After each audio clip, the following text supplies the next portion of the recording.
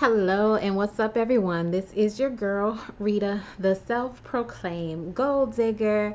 Welcome to my channel where I chronicle my entrepreneurship journey, giving you some tips and tricks so that you can have success in your business as I talk about some of the things that I've encountered, the obstacles, struggles, my successes, and my failures in this journey called entrepreneurship. So, today I want to talk with you about business coaching and knowing the difference between a business coach and a business cheerleader. So, maybe you're getting started in your business, maybe you are thinking about opening or having your own business, or maybe you have reached a point in your business where you're like, I need to scale it to the next level, I'm ready to take it to the next level, and you're wondering about whether or not you should get a business coach.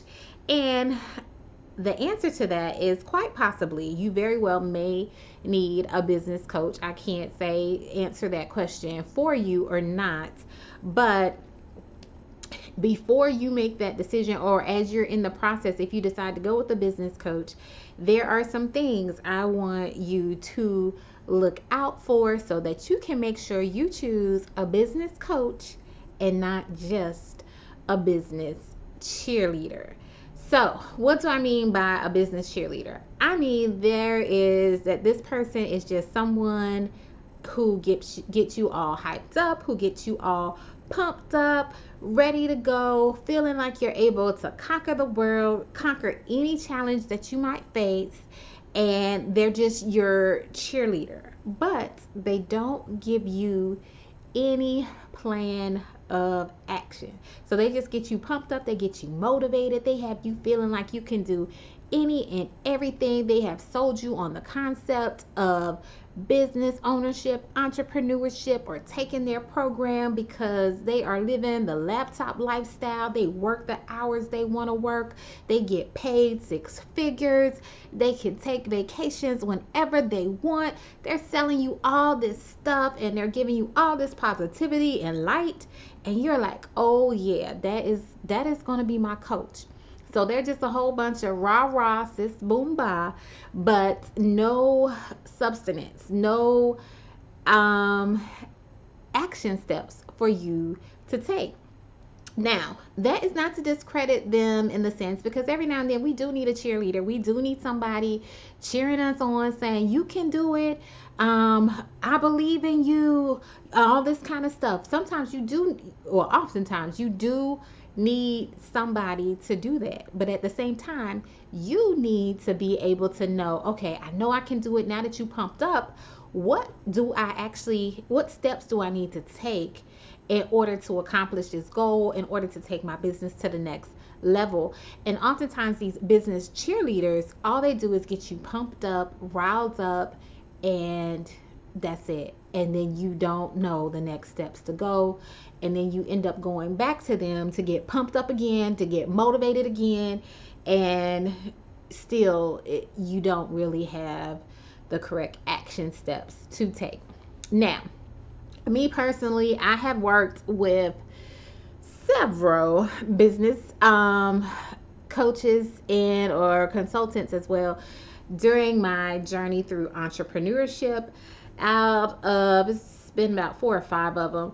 Out of those, there is probably only one that I would even consider working with again. So I spent a lot of money, I spent a lot of time working with people that were not a good fit for me, and a lot of them were business cheerleaders, but not business coaches.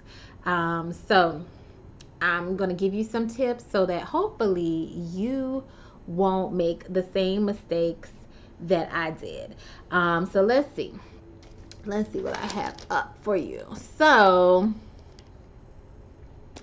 a couple of examples of, well, a few ways. I have actually four tips for you because I don't want you to make my mistake. Four tips for you to tell if you are going to be working with a business coach or possibly a business cheerleader. The first thing you need to do is to check their stats. All right, so when I mean check their stats is like look at their history. Like how long have they been in the game? What do their reviews look like?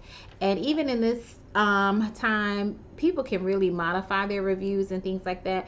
But look at their reviews and don't just look at the reviews for saying, oh, it's a good review, because it might be a good review, but look at the substance of the review. Is the person who is telling them they did a good job, are they saying it for something that you are looking to do, or are they saying it for something else? Like, are they saying, oh, this person was awesome, they helped me to get my website started, or they helped me with my marketing, or they helped me with launching this program in my business, or they helped me, whatever.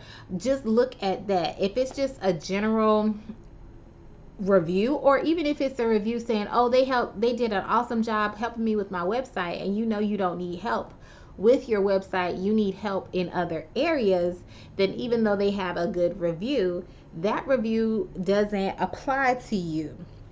So yeah, so when you look at the reviews, make sure that it actually applies to something that you are looking for and needing help in your business.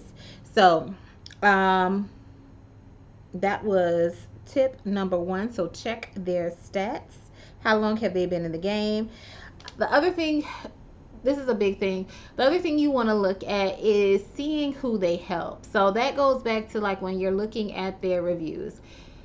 Make sure, or if they say that they help any and everybody, like that's too broad. Like, how can you help everybody? Now, keep in mind now, there are some general business principles that can be applied to pretty much any sector of business, any industry in business. There are some basic business principles that, yes, can be applied to if you are, I don't know, doing a dog walking business, or if you're doing a website business, e-commerce, or whatever. There are certain business principles that can be applied to all of those industries. And even I myself say that I look at other industries and see what kind of tips I can glean from them and apply it to mine. So there are things you can get from other industries and apply it to your own business. But when a coach is saying that they work with a whole bunch of people, or any and everybody, or they're doing all these broad promises, then that is something to be leery of. You want to find somebody who is in your niche, and you know that's what their focus is on, and their attention isn't being divided amongst different sectors or different industries and things like that. So you want to see, is this their niche? And if that's their niche, they should be awesome in it and be able to give you very good advice, and not just generalized advice, because they have done the work to make sure that they know the things in that particular niche or that particular specialty to be able to help you. So I'm always leery of people who say, when you like, you'll see it, people who do business coaching or they have a program or something, and people like, well, do you think it'll help me with my t-shirt business? And they be like, yeah, we sure can help you with that t-shirt business. Or do you think it will be able to help me? And I do, I don't know, taxes and stuff. Oh, and they be like, yeah, we can help you if you do taxes. It's like any kind of industry that you name, they're like, yep, our program can help you with that. We can help you with all of this. That is too broad, way too broad for me. Unless they are doing something that is more general or something like that, then no. Because keep in mind, the way things are today, there is somebody for everybody, even something as general as a website. So plenty of people make websites. People make websites for all different kinds of industries. But I guarantee if you look in your industry, there are specific companies that target websites in this particular field. So if you are in accounting, there's probably people who do, oh, we do websites for all of the accountants. Or if you're what else is there? If you are a restaurant, oh, we do websites for restaurants. So even though some things are broad and pretty much anybody can do, and like I said, a website is not always that serious or whatever, but there are people and there are companies that they have it specifically for your niche, or they have specific target audience that they cater to. And when you get that type of specialized service, you're going to get a better quality product from them, or a better coaching experience from them, because they are experienced in that area. So that was tip number 2. Don't choose somebody who is willing to help any and everybody. So that doesn't work out good. The other thing I want to say in regards to that is, unless they are willing to learn your industry, so, or if they're trying to venture into this industry, so they are invested in it, they're like, oh yes, we wanted to expand to X, Y, and Z, so we're trying to bring on new clients. If they're interested in learning about that industry, then yes, even though they might not have had any experience. And just look at like on Shark Tank. Oftentimes when people come on Shark Tank and it's a new idea, and maybe they're needing like a lot of help and they haven't really gotten it established and things like that, you'll see the shark say, I'm going to pass on this deal because that's not my area of expertise. Because, and even though they might know it's a good idea or that it's profitable, they will pass on it. Or you will also see, if it's like really super duper profitable and they are really behind it and everything, they will be like, wow, I think your idea is so good.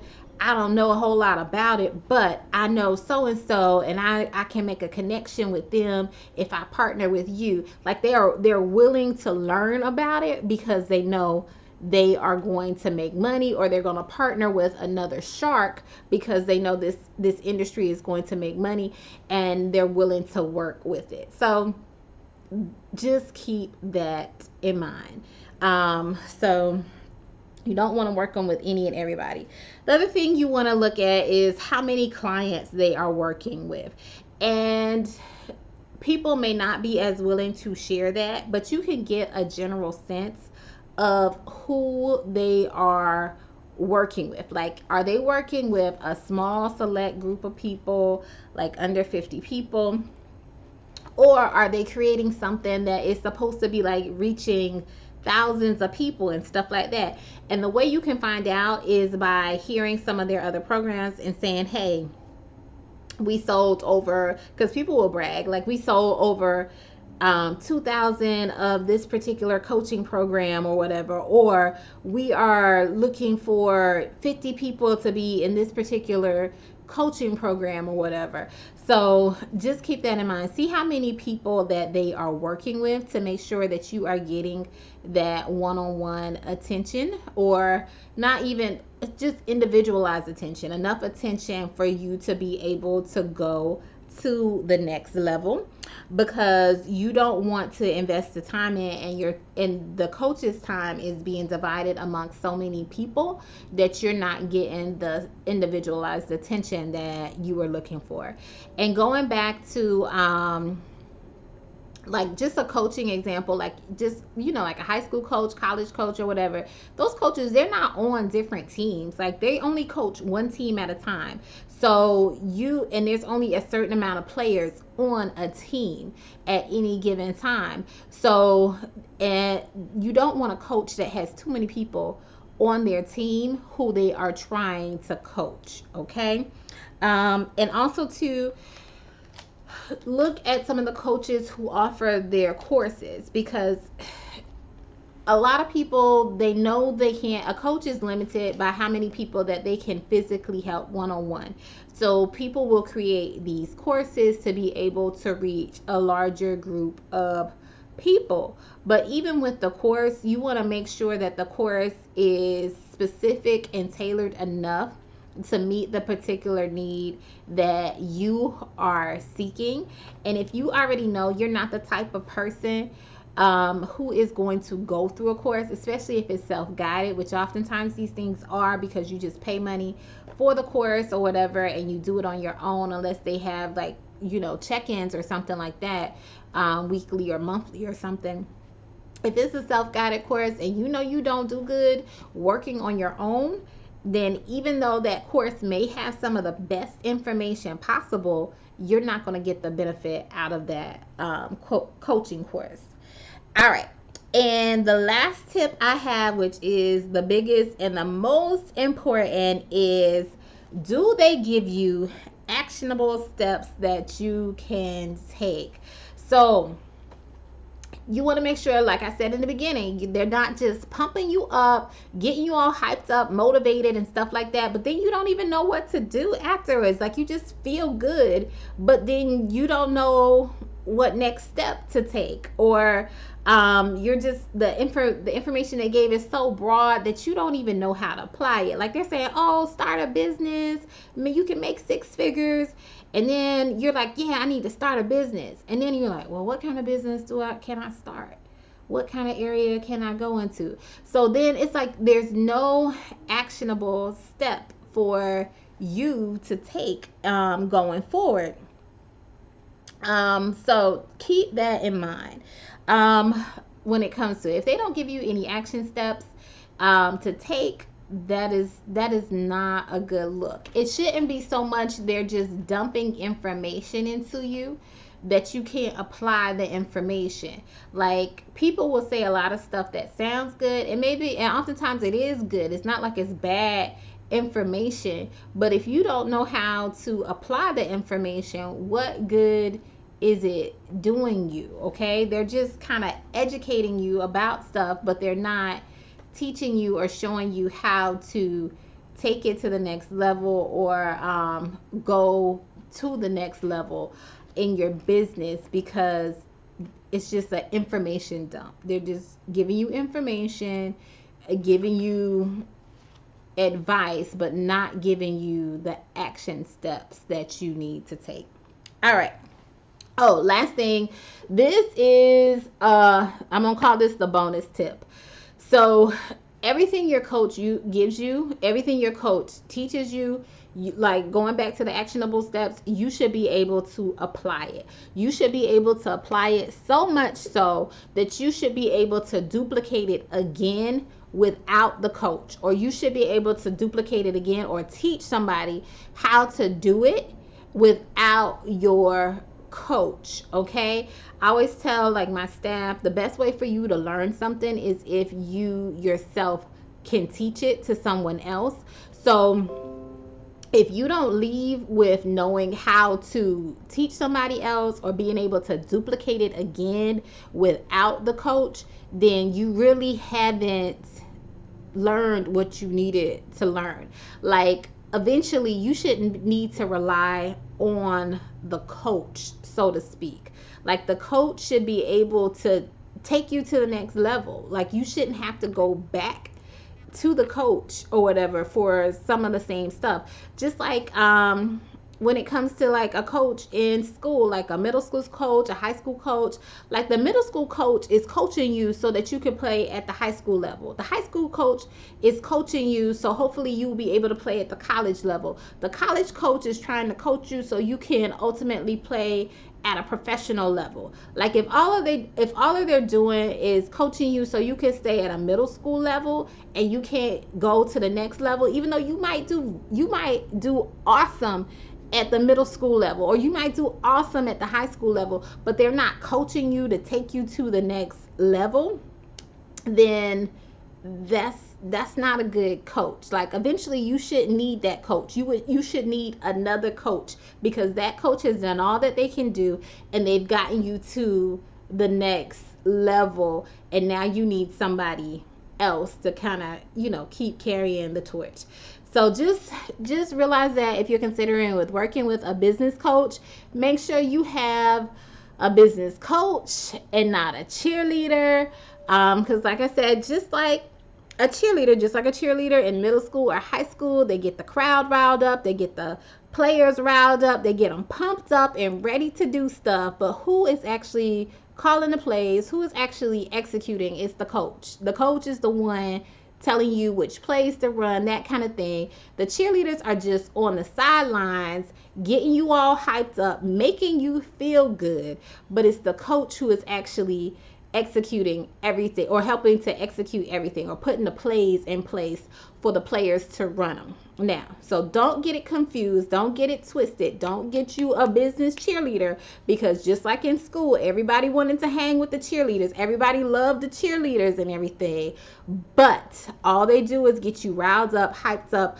but they can't teach you how to win the game. Okay, know their role, know their job. Their job is just a cheerleader's job is just to get you motivated, but a true coach will get you to execute the plays in the game and to win the game. Okay, and I want y'all to win in your businesses. I want you to be successful in your business.